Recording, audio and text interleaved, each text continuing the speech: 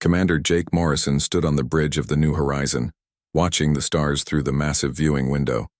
The ship was 3 days out from the mining colony on Kepler Station when the communication console began flashing red.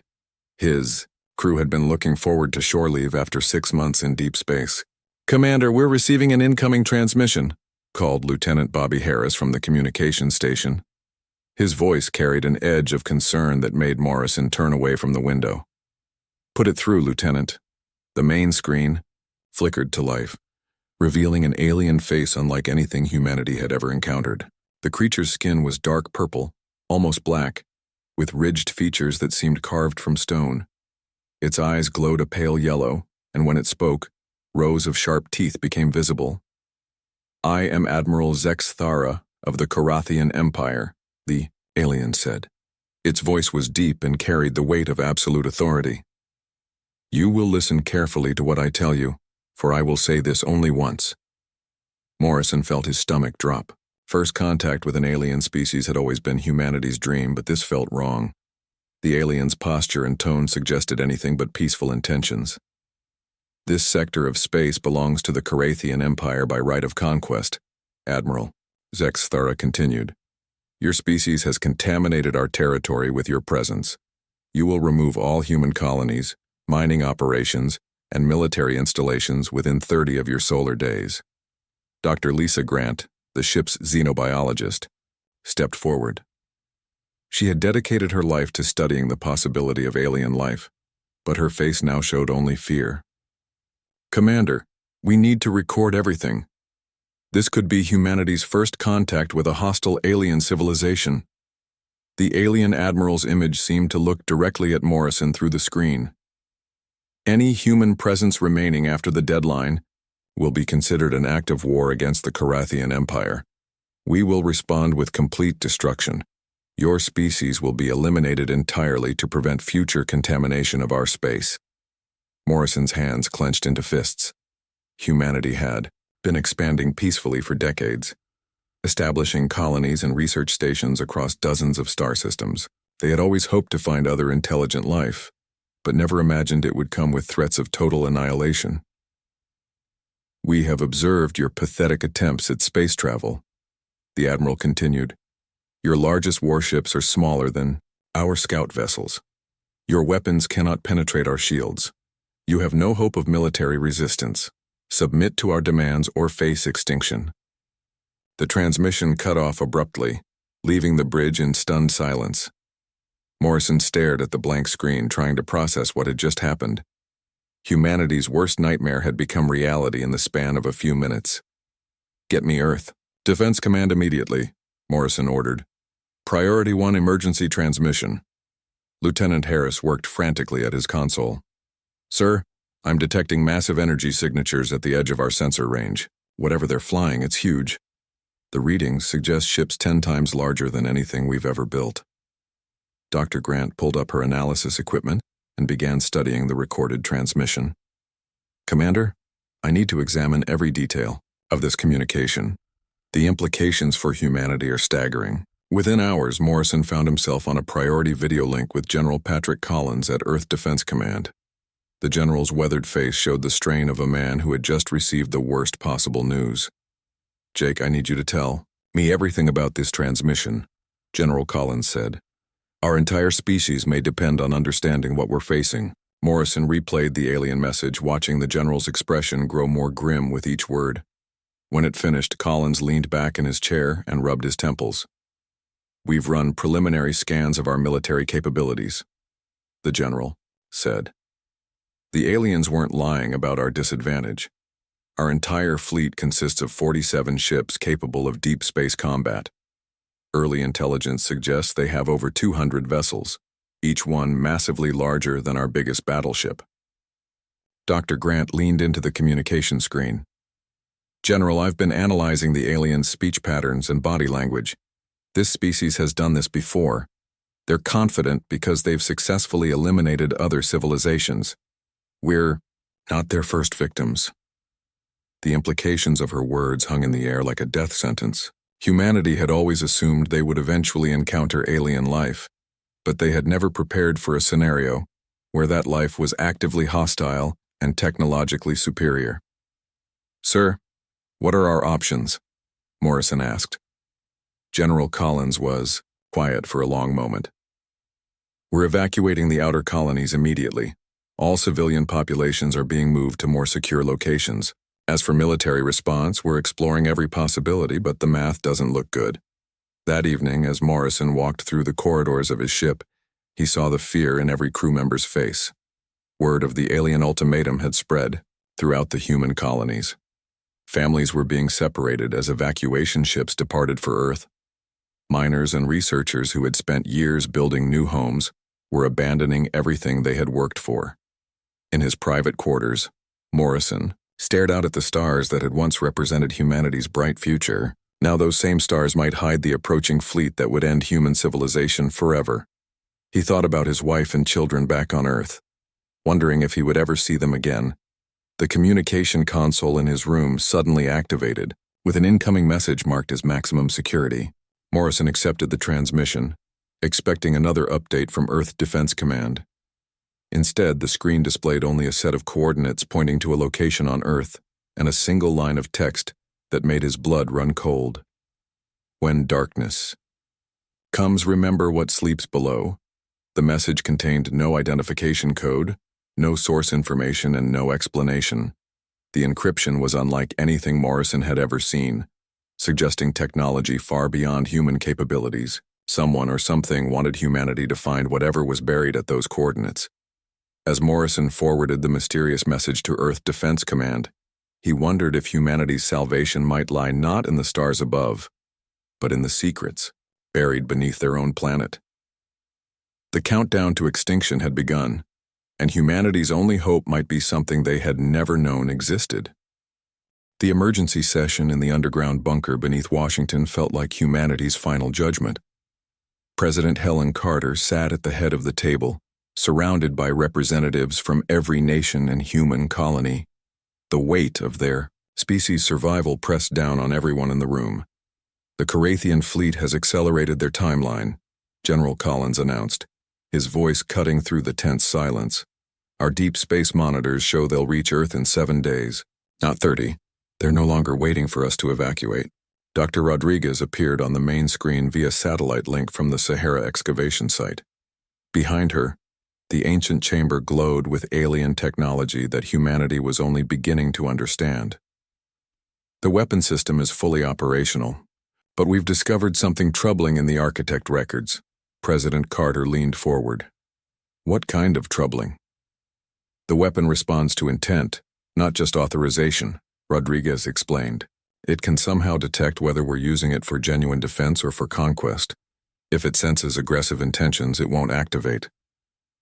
Senator Kate Williams from the Colonial Alliance shook her head. "How can an ancient machine judge our intentions?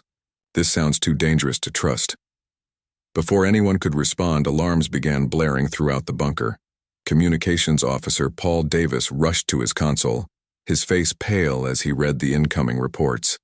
"Sir, we're receiving distress signals from mining stations in the outer system," Davis reported. "The Carathians are attacking civilian targets. 3 stations have already been destroyed." The main screen switched to video feeds from the surviving stations. The images showed massive alien warships firing concentrated energy beams that completely vaporized human installations. Men, women, and children were dying as the room watched in horror. Commander Morrison's voice crackled through the communication system from his position near Jupiter. "Earth Command, the alien ships are unlike anything we've ever seen. Our weapons can't even scratch their shields. They're not just driving us out, they're committing genocide." Dr. Grant's analysis appeared on screen, showing intercepted Carathian communications that had been translated by the architect systems. "The aliens don't plan to let humanity survive anywhere. They consider us a contamination that spreads too quickly. They intend to sterilize Earth completely." President Carter felt the blood drain from her face. This wasn't about territory or resources.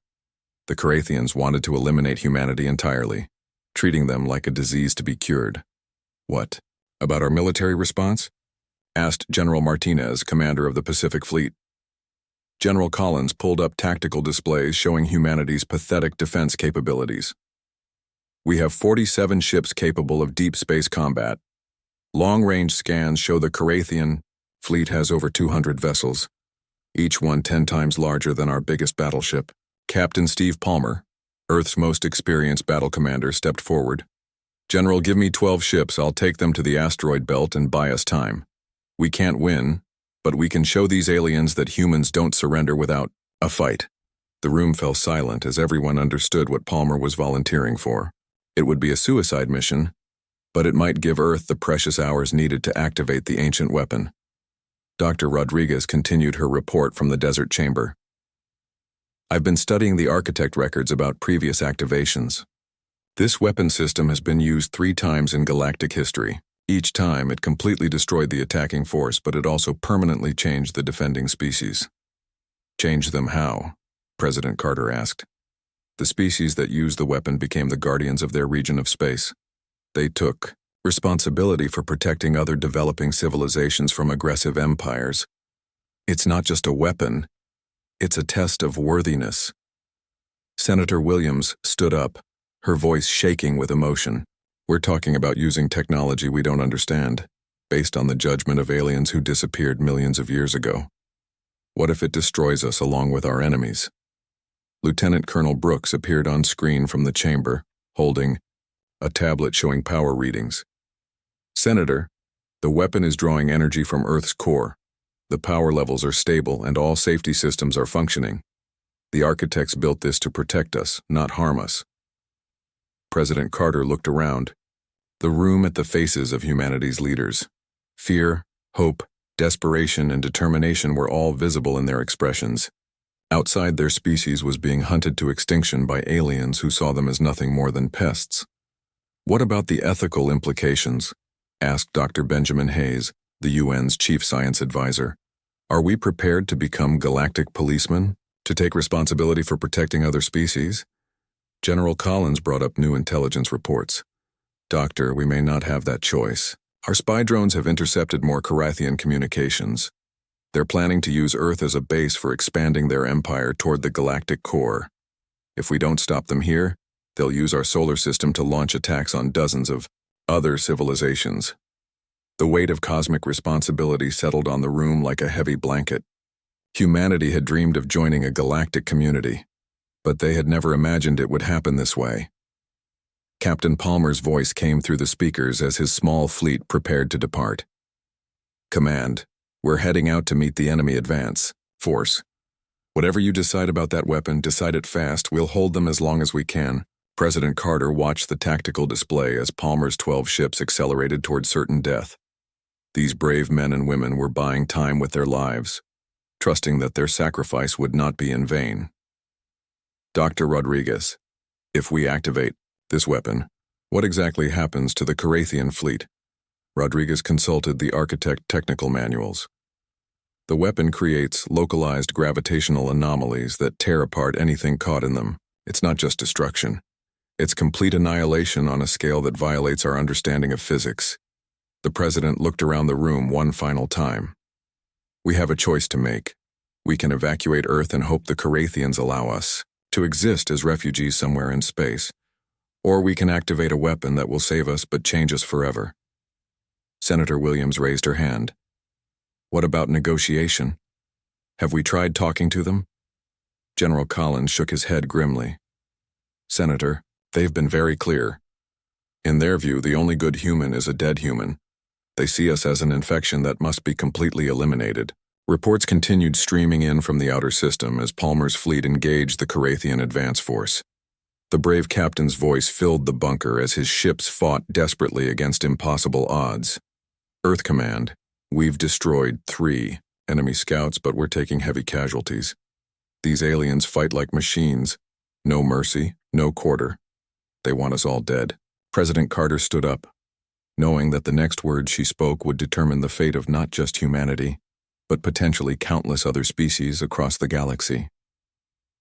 The ancient weapon waited beneath the desert, ready to transform Earth's children from a planetary species into guardians of the stars. Dr. Amy Rodriguez wiped the sweat from her forehead as the drilling equipment screamed through another layer of rock. The Sahara Desert stretched endlessly in all directions, but her team had been working for 3 days straight at the coordinates from the mysterious message. 2 miles down and they had found nothing but sand and stone. "Doctor, we're hitting something different," called out engineer Tony Blake from the drilling platform. "The bit is meeting resistance, but not from rock. It's something metallic." Rodriguez climbed up to examine the readings herself. The drilling sensors showed they had reached an artificial surface made of material that their equipment couldn't identify. Whatever was down there had been waiting for a very long time. "Cut through it," she ordered. "We need to see what's inside." Lieutenant Colonel Ryan Brooks stood nearby, watching the operation with growing tension. As military liaison for the dig, he had seen the latest reports from space. The alien fleet was getting closer to the solar system, and humanity was running out of time. "Doctor, I'm getting pressure from command," Brooks said.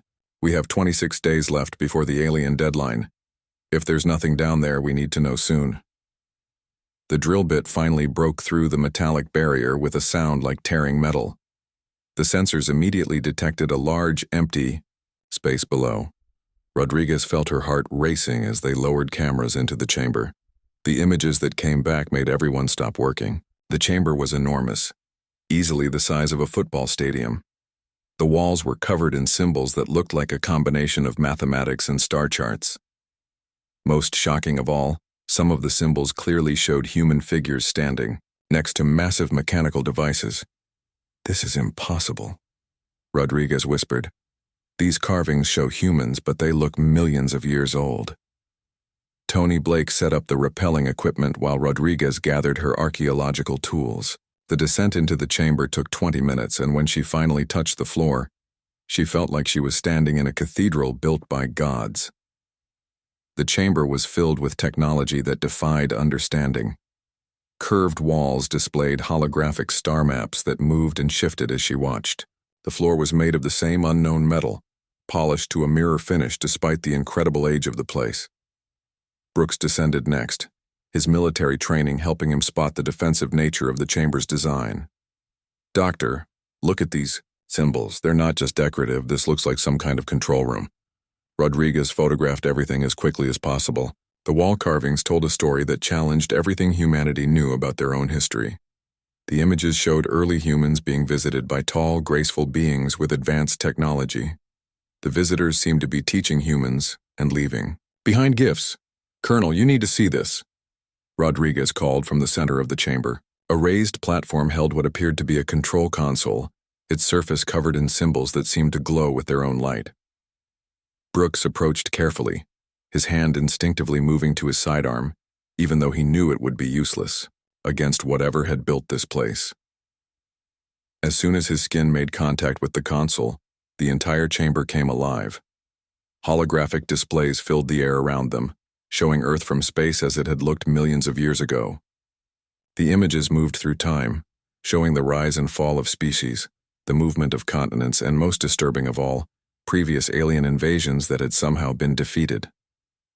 "My God," Brooks breathed. "Someone has been watching Earth for millions of years." The holographic display focused on the tall beings that had visited early humans. Text appeared in the air, written in symbols that somehow became readable as they looked at them. The visitors called themselves the Architects, and they had traveled the galaxy for eons before finding Earth. Rodriguez read the translated text, aloud. The Architects recognized potential in early humans. Before leaving the galaxy, they left behind a guardian system to protect humanity when they reached technological maturity. More images showed the construction of the chamber and others like it around the world. The Architects had built a planetary defense network powered by Earth's own core, designed to activate only when humanity faced extinction from alien aggression. Brooks studied the tactical displays showing the weapons' capabilities. The specifications were beyond human understanding, but the basic concept was clear. The system could manipulate gravitational fields on a scale that made nuclear weapons look like firecrackers. "Doctor, we need to get this information to Earth. Defense Command immediately," Brooks said. "This could be humanity's only chance." Engineer Carlos Martinez joined them in the chamber, bringing communication equipment to establish a direct link with military command. As he worked to interface human technology with the alien systems, more displays activated around them. The weapon system required genetic authorization from multiple human representatives to prevent misuse. The architects had built safeguards to ensure it could only be activated for defensive purposes, never for conquest or aggression. "Colonel, there's something else," Rodriguez said, pointing to a new set of displays. "The system has been monitoring space around Earth. It knows about the alien fleet approaching our solar system." The holographic display showed detailed scans of the Carathian ships, their weapons, and their tactical formations. The ancient system had been passively observing the threat and calculating response options.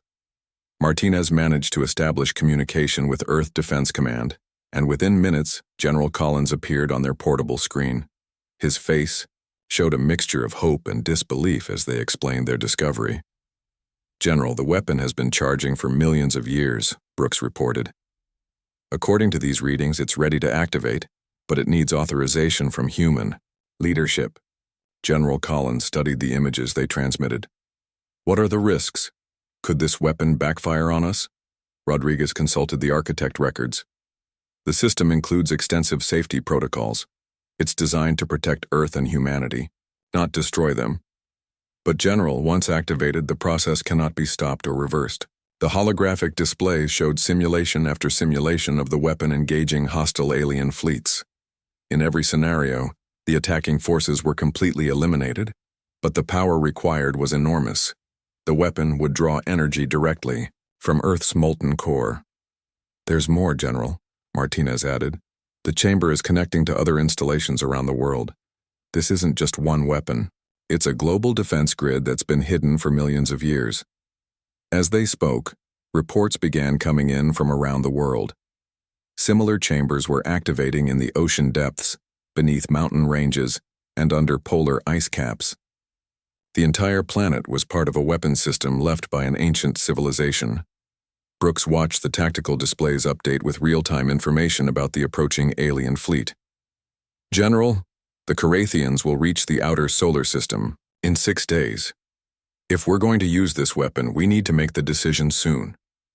The weight of humanity's survival now rested on technology they barely understood, left by beings who had vanished from the galaxy millions of years before humans had even learned to use fire.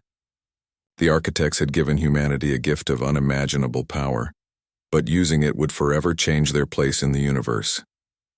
Rodriguez looked around the ancient chamber, knowing that this moment would determine whether humanity continued to exist or joined the list of civilizations that the Carathians had destroyed.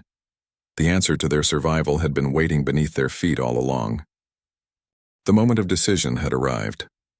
President Carter stood in the bunker as reports flooded in from Captain Palmer's desperate battle in the asteroid belt. His small fleet was being torn apart, but they had managed to delay the Carathian advance by precious hours. "Palmer to Earth Command." The captain's voice crackled through heavy static. "We've lost 8 ships. The aliens are regrouping for a final push toward Earth. You have maybe 6 hours before they reach the inner system." General Collins turned to President Carter. "Ma'am, we need your decision now. The weapon activation requires simultaneous authorization from global leadership." Dr. Rodriguez appeared on screen from the Sahara chamber, her face grim with determination. "President Carter, the architect systems are fully charged. Representatives from each major nation and colony need to place their hands on similar consoles around the world. The network is ready." Carter looked around the bunker at the faces of humanity's leaders. Each person understood that this decision would echo through history for generations to come. They were not just choosing to fight back against the Carathians. They were accepting the responsibility of becoming something more than they had ever been before. Dr. Rodriguez, confirm one more time. If we do this, there's no going back? That's correct, Madam President. The weapon draws power directly from Earth's core. Once activated, it will reshape the gravitational fields throughout the solar system. The process cannot be stopped or reversed. Senator Williams raised her hand one final time. What guarantee do we have that this won't destroy Earth itself? Lieutenant Colonel Brooks responded from the ancient chamber.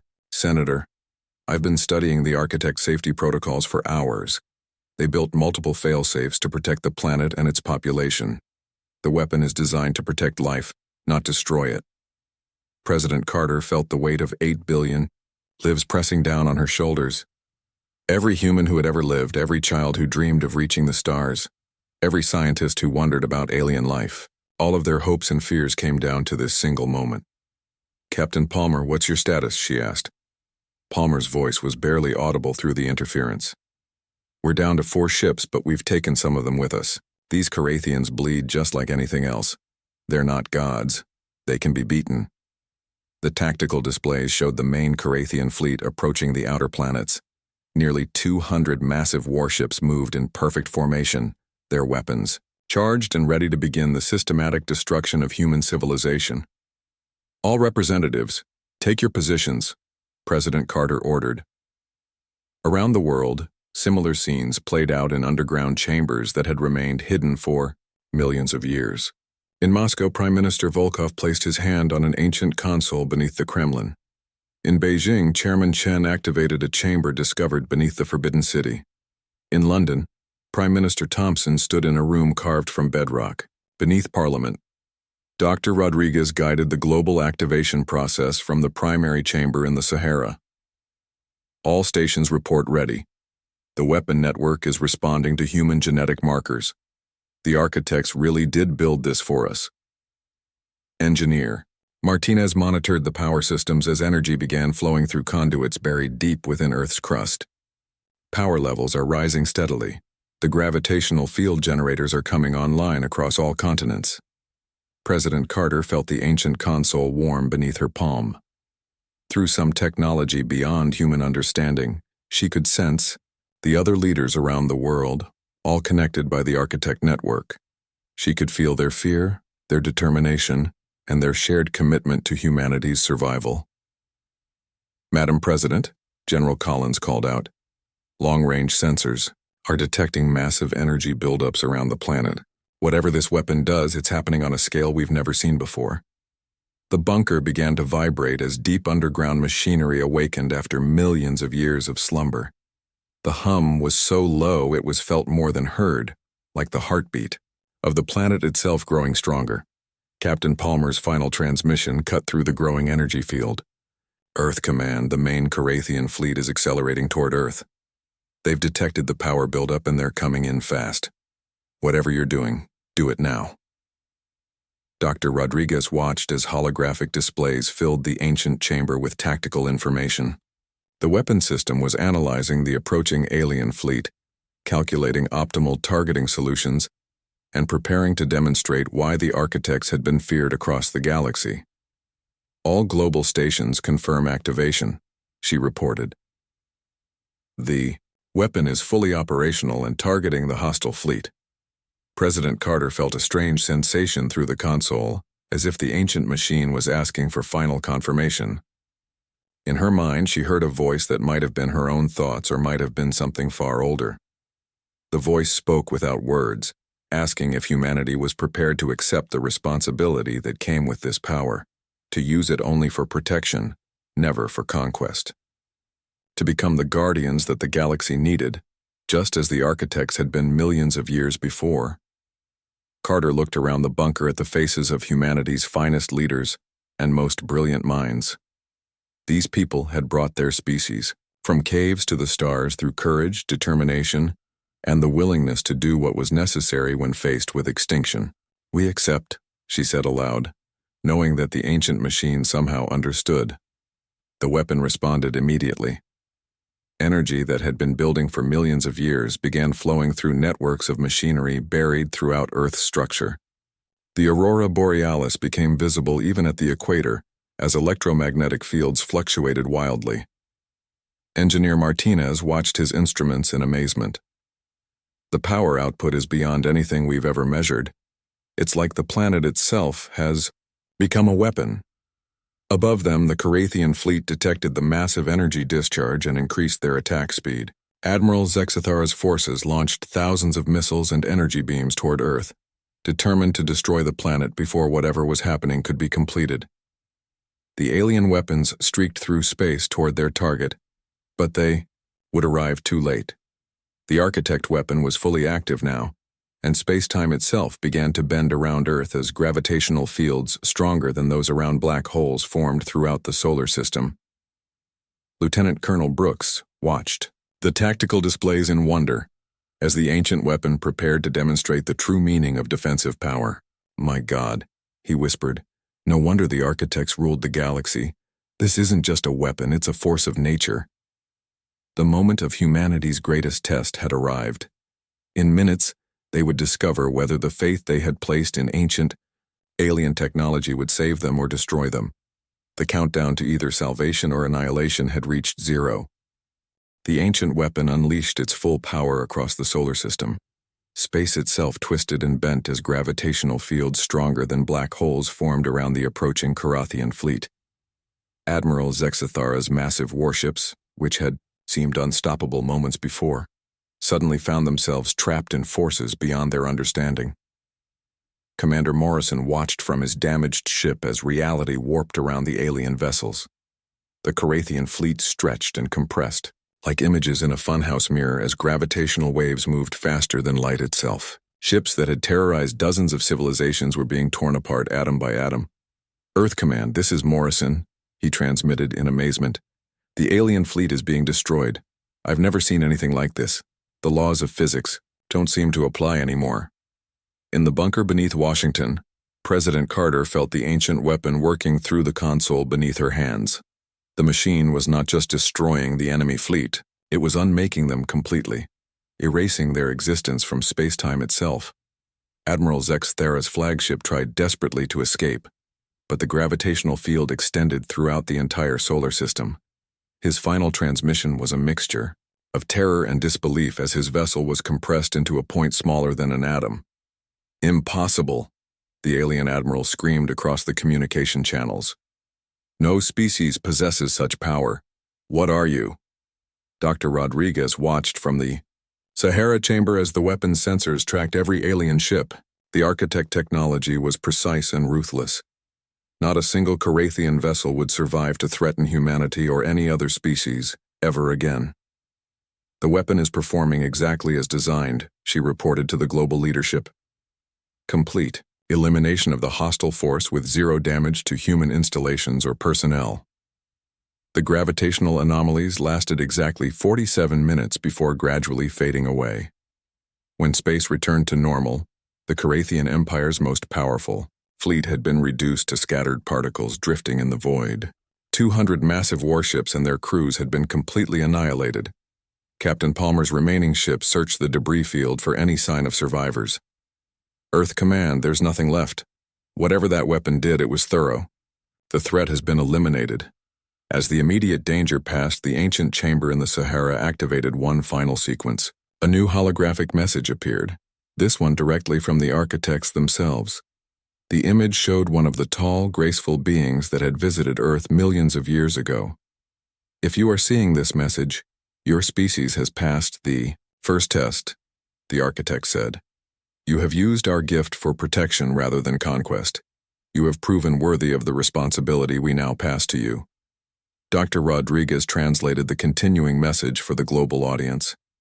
The architects were once a warrior race that conquered much of the galaxy, but they learned that true strength comes from protecting others, not dominating them. They seeded worlds like Earth with guardian systems, hoping their successors would prove wiser.